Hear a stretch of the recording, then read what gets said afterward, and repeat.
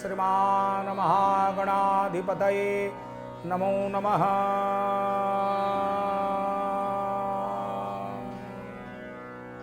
ओम वाणी हिरण्यगर्भाय नमो नमः।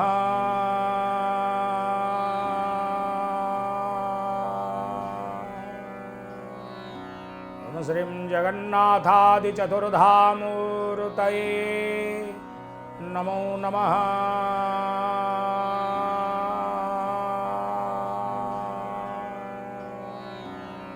ओम मातृपितृचरणकमलेभ्यो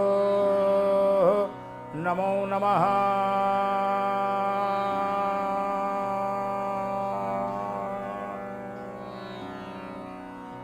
ओम नमो भगवते पुरुषोत्तमाय नमो नमः।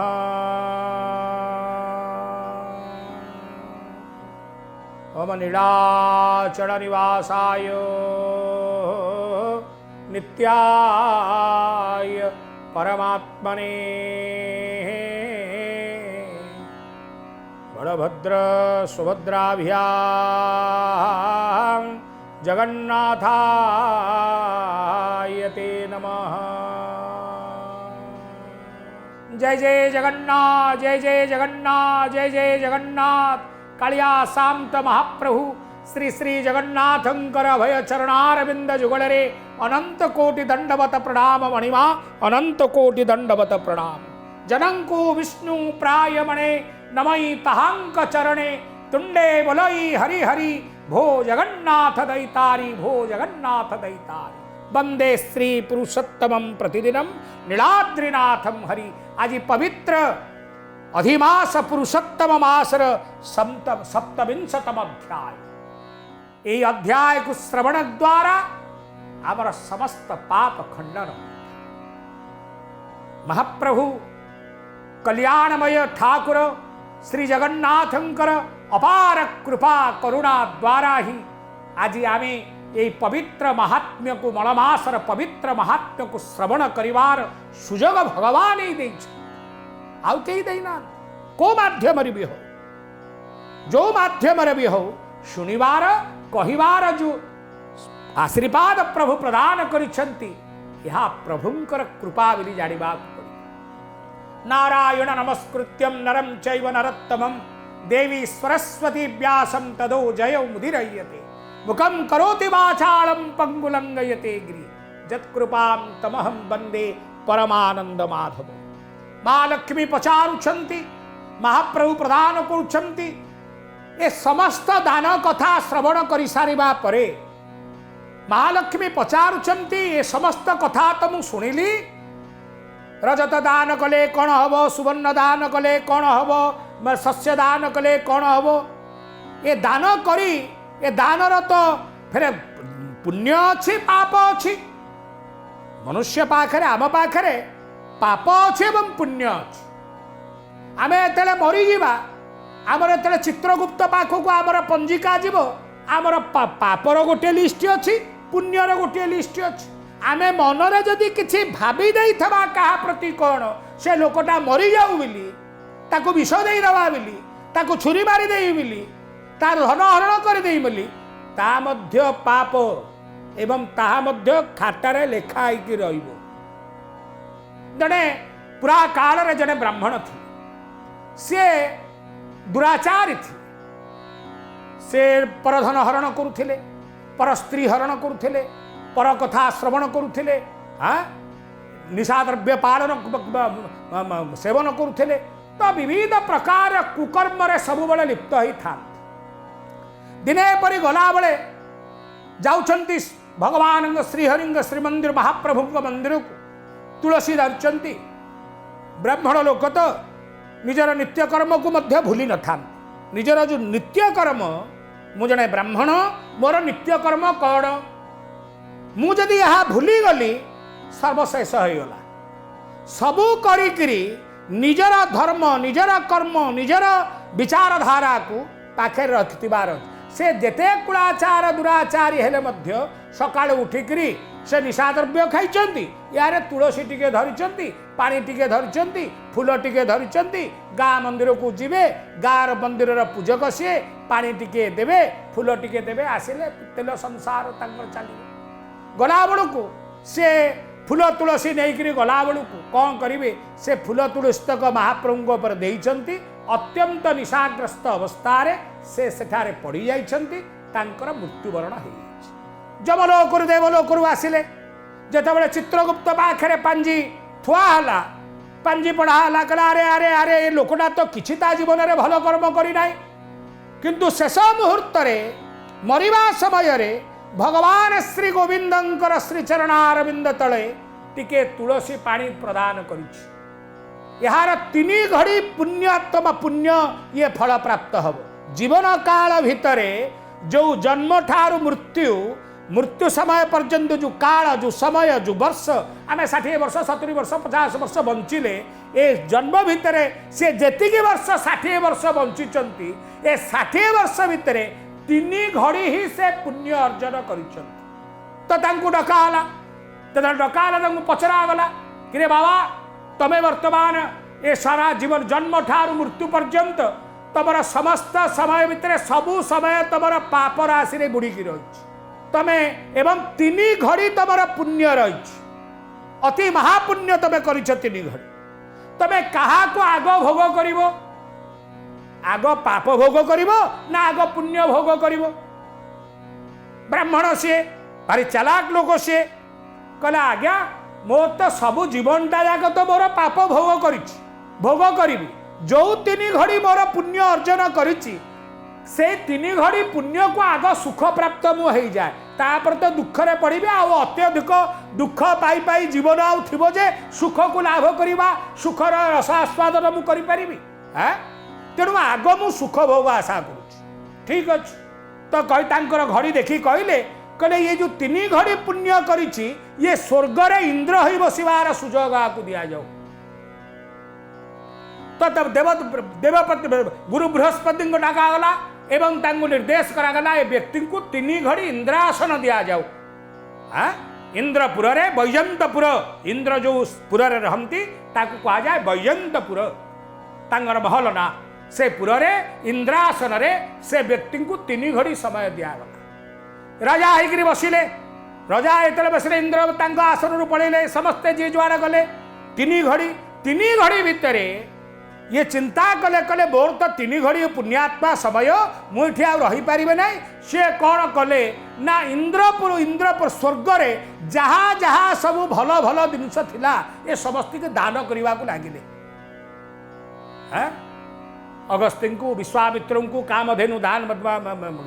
गोदान कले धेनुदान कले वस्त्रदान कले जहाँ को जहाँ सब दान इत्यादि करी समस्त को दान पुण्य कले इंद्रपुर एकदम स्वर्गपुर खाली करदेले आउ रहा गोटे मुहूर्त यही समय इंद्र आसी बृहस्पति आछंती इंद्र आछंती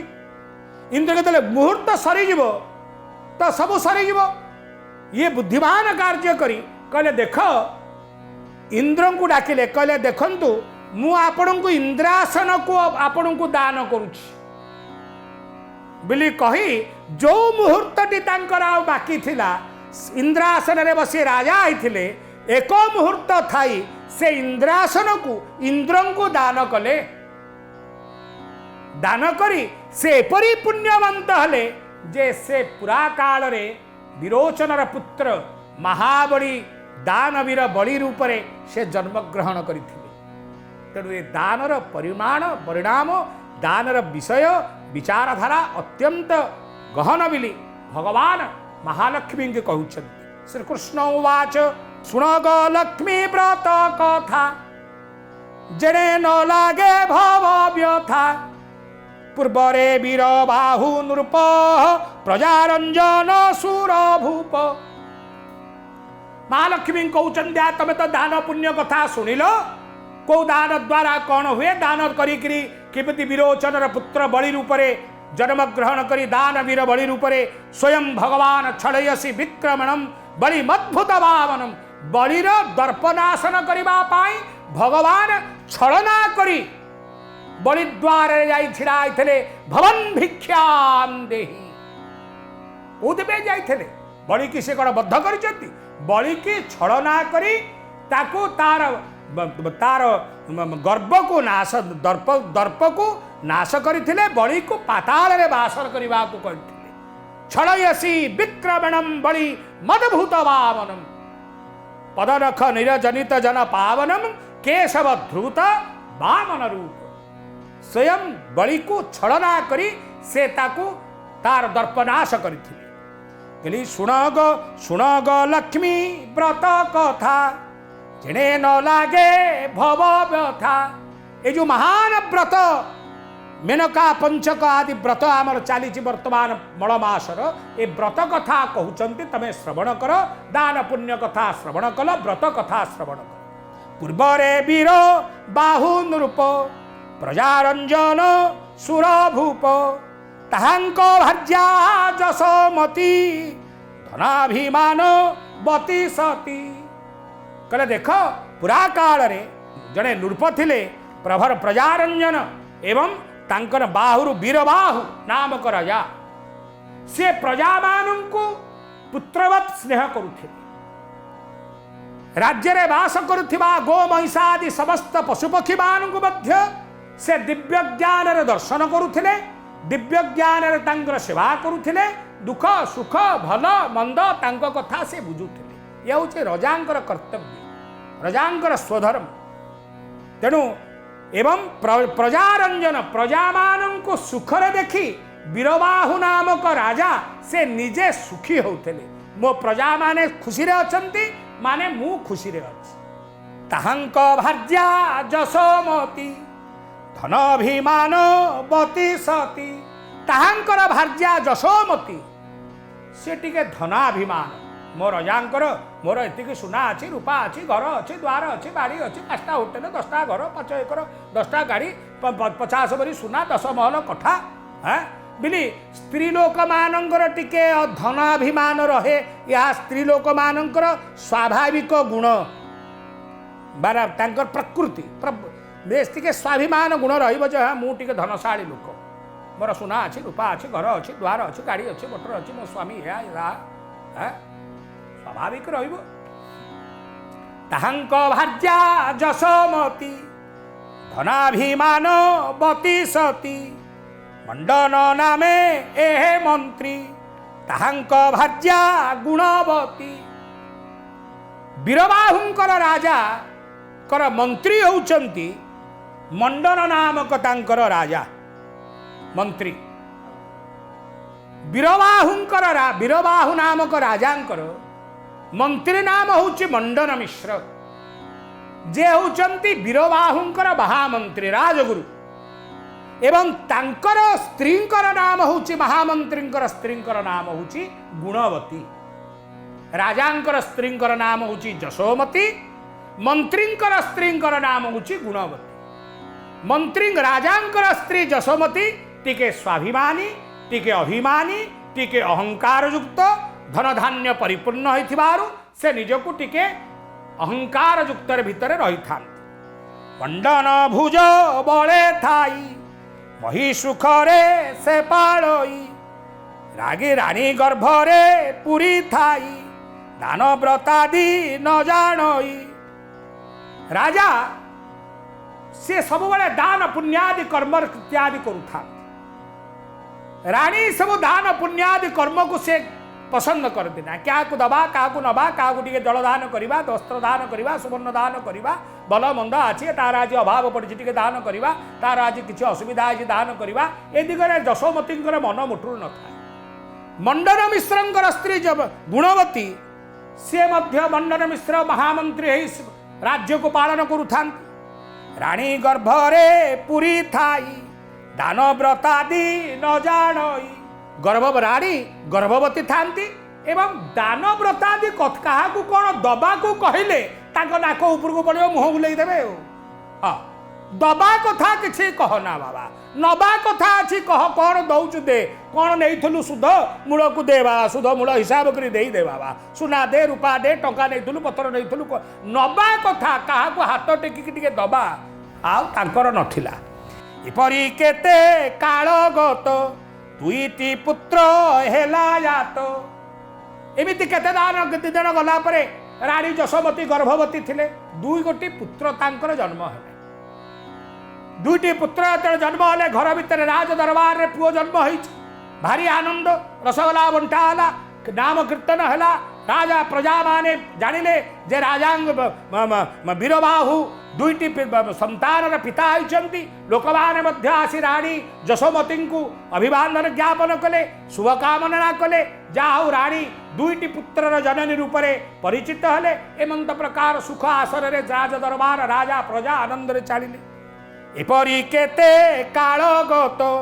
दुईटी पुत्र हेले जातो सुबाहु सत बाहु ख्यात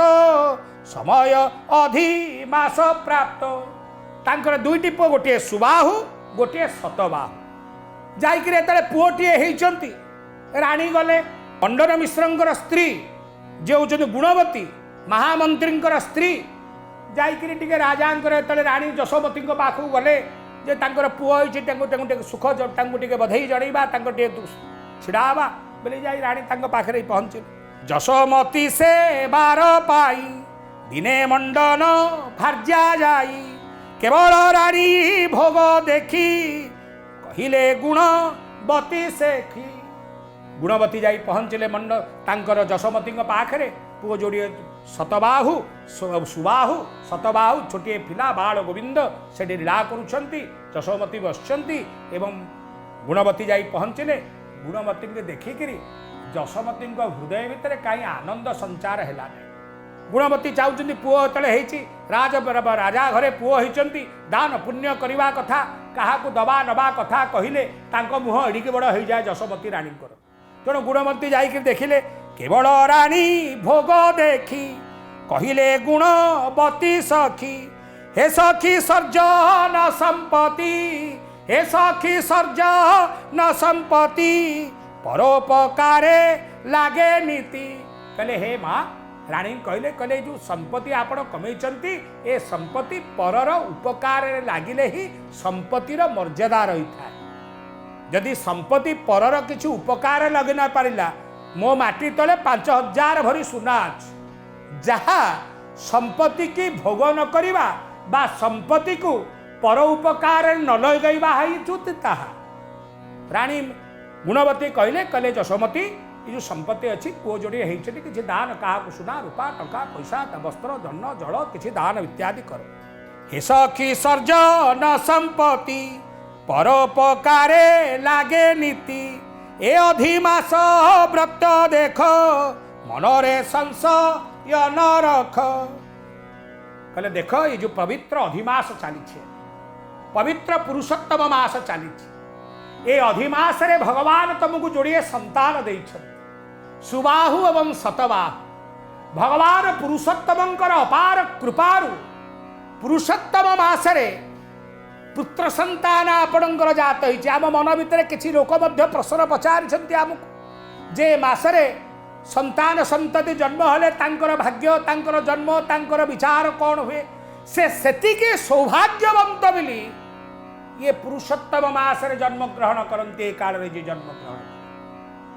एवं तांकर जन्म पचारिछन्ति मध्य तांकर जन्म पूजा केबे करिबा इसना 3 वर्ष रे थरे हमर बड़ मास पडुछि अधिमास पडुछि 3 मास रे थरे कोन तांकर जन्म जन्म जयंती पालन हो बड़ मास रे ना ना ना जी मरी गला तार कोन 3 वर्ष रे बड़ मास आइले 3 वर्ष रे ताकू पिंड दान दिया जिवो ना ना ना से कथा नहीं शास्त्र कहउचंती जे भाग्यवंत पुरुष बड़ मास रे मृत्युवरण करिसंती से व्यक्तिर ज्येष्ठ मास रे यदि मल पड़ी ज्येष्ठ मासर जो पक्षरे से मृत्युवरण करिसंती प्रत्येक मास प्रत्येक वर्ष जो साधारण ज्येष्ठ मास पड़िबो सेही पक्षर सेही तिथि रे सेही व्यक्तिंकर श्राद्ध पिंडदान कराजिबो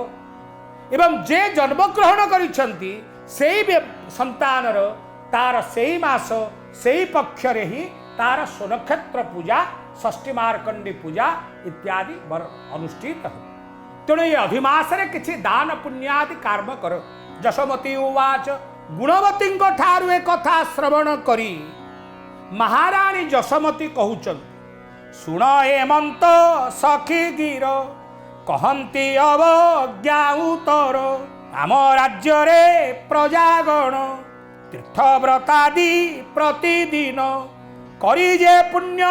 ଅର୍ଜିଥାନ୍ତି କରି ଯେ ପୁଣ୍ୟ ଅର୍ଜିଥାନ୍ତି ତାଜସ ଆମ୍ଭ ରାଜା ପାନ୍ତି। ଗୁଣବତୀ ଯେତେ ବୁଝେଇଲେ ଯଶୋମତୀଙ୍କି, ଯଶୋମତୀ ତ ଦବା ଲୋକ ନୁହନ୍ତି, ଭାରି ମାନେ କୁନ୍ଥା ଲୋକ, ଭାରି କୋଚଟିଆ ଲୋକ, ଦବା ନବା ଲୋକ, ସିଏ ନବା ଲୋକ, ଦବା ଲୋକ ସିଏ ନୁହନ୍ତି। ତେଣୁ ଦବା କଥା କହିଲେ କହିଲେ ଗୁଣବତୀ ଦେଖ, ଏ ରାଜ୍ୟରେ ଯେତେ ରଜା ପ୍ରଜା ଅଛନ୍ତି ସେ ଯାହା ବ୍ରତ କରୁଛନ୍ତି, ସ୍ନାନ କରୁଛନ୍ତି, ଦାନ କରୁଛନ୍ତି, ଯାହା ପୁଣ୍ୟ କର୍ମ କରୁଛନ୍ତି, ସେ ପୁଣ୍ୟର ଦଶାଂଶ ଫଳ ରଜାଙ୍କ ପାଖକୁ ଆସେ। ଯଶୋମତୀ କହିଲେ ହେ ଗୁଣବତୀ, ଯୋଉ ଦାନ କରିବା କଥା ମତେ କହୁଛ, ମୁଁ କାହିଁ ଦାନ କରିବି? ମୋର କ'ଣ ଆବଶ୍ୟକ ଅଛି ଦାନ କରିବା?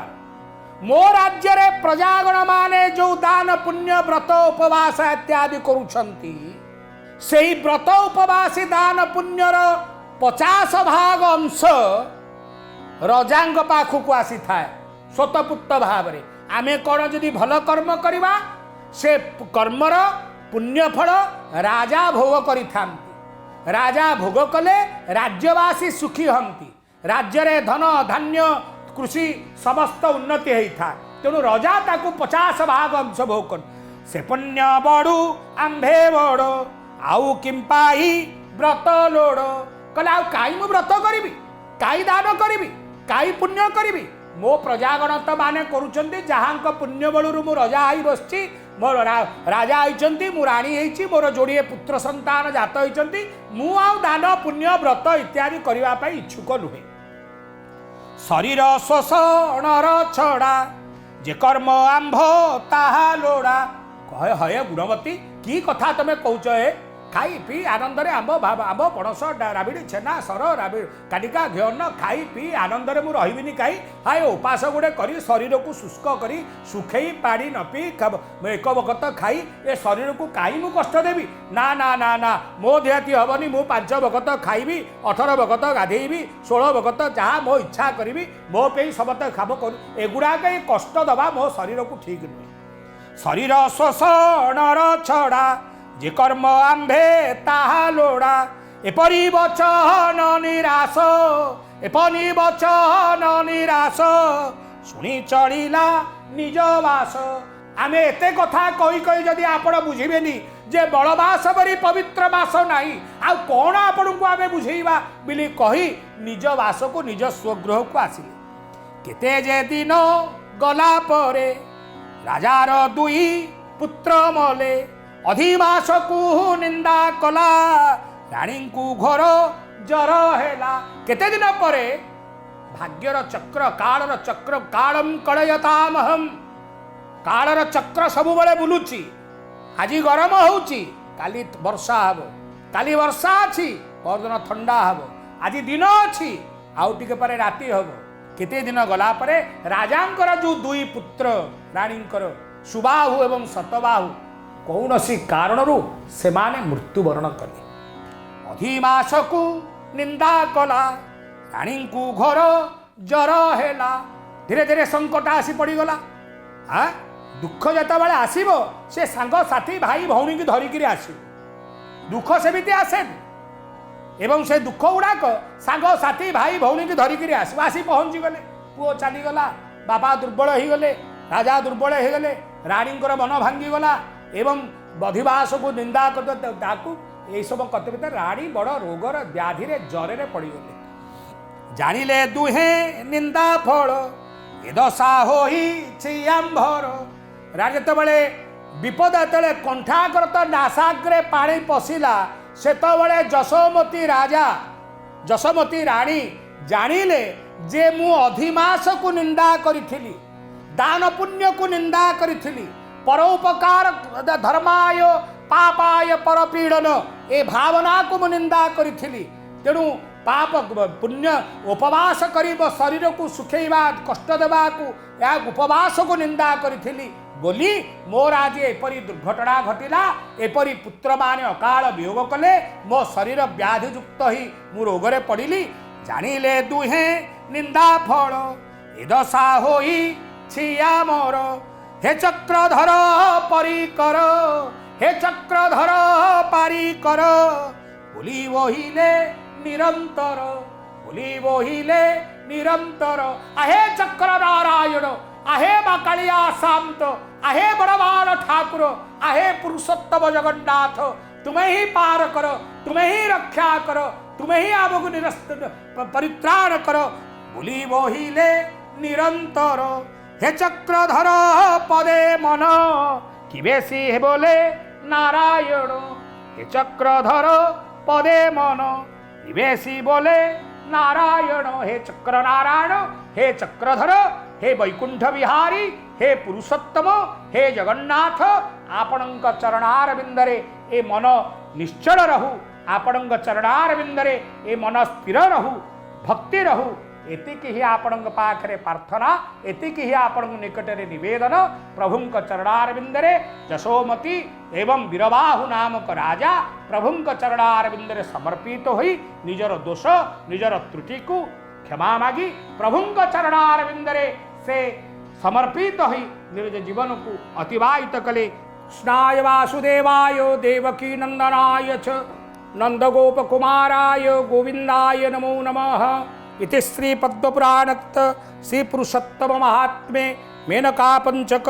सप्तविंशतमध्याय भगवान श्री पुरुषोत्तम देवस्य भय चरणारविंद जुगल प्रीत्यार्थे समर्पणमस्तु। बोले जगन्नाथ जगन्नाथ जगन्नाथ रक्ष मां जगन्नाथ जगन्नाथ जगन्नाथ पाहि मां रक्ष मां महाबाहु पाहि मां रक्ष मां पाहि मां जगन्नाथ रक्ष मां जगन्नाथ जगन्नाथ जगन्नाथ रक्ष मां।